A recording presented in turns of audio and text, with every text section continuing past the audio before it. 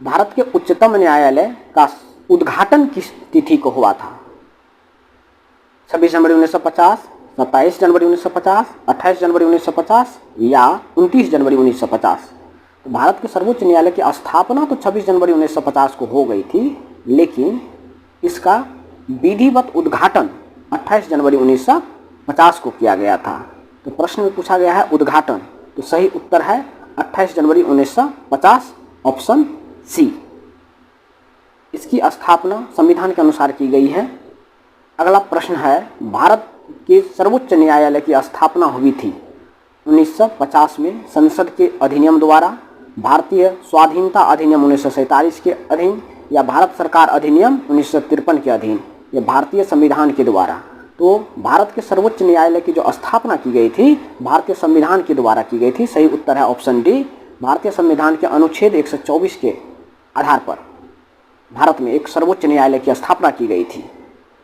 तो सही आंसर है भारतीय संविधान के द्वारा। और ये बता दें कि भारत में जो न्यायिक व्यवस्था है ये एक इंटीग्रेटेड सिस्टम है, इंटीग्रेटेड जुडिशियरी सिस्टम है। अगला प्रश्न है, भारत के उच्चतम न्यायालय में न्यायाधीशों की संख्या में वृद्धि करने का शक्ति किसमें निहित है? सबसे पहले तो आप ये बता दें कि उच्चतम न्यायालय में न्यायाधीशों की संख्या अभी कितनी है। तो ये है 33+1 यानी कि 33 न्यायाधीश और एक मुख्य न्यायाधीश। सही उत्तर है इसमें संसद। तो उसमें अगर उच्चतम न्यायालय में न्यायाधीशों की संख्या में वृद्धि करना हो तो उसका अधिकार हमारे संसद को प्राप्त है। संसद से बिल पारित करने के बाद ही भारत के उच्चतम न्यायालय में न्यायाधीशों की संख्या में वृद्धि की जा सकती है। अगला प्रश्न है, सर्वोच्च न्यायालय का न्यायाधीश अपना पद त्याग सकता है पत्र लिखकर?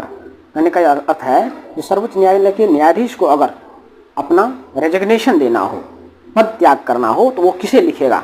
Resignation letter.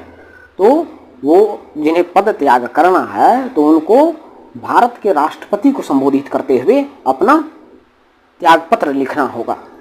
तो सही आंसर है उत्तर बी, ऑप्शन बी, अर्थात राष्ट्रपति को। तो भारत के सर्वोच्च न्यायालय का मुख्य न्यायाधीश हो अथवा न्यायाधीश, उनको जब अपना त्याग देना होगा तो राष्ट्रपति को लिखते हैं। अगला प्रश्न है, उच्चतम न्यायालय के न्यायाधीश किस प्रकार हटाया जा सकता है? तो सही उत्तर है राष्ट्रपति द्वारा संसद की सिफारिश पर। जब भी उच्चतम न्यायालय के किसी भी न्यायाधीश को उनके पद से हटाना हो तो ये होता है अक्षमता या कदाचार के आधार पर ही हटाया जा सकता है। तो संसद के दोनों सदनों से पारित किया जाता है और जिस सत्र में ये बिल पारित होता है उसी सत्र में राष्ट्रपति के पास भेजा जाता है और राष्ट्रपति जब ऐसा आदेश देते हैं तो उन्हें पद से हटाया जा सकता है।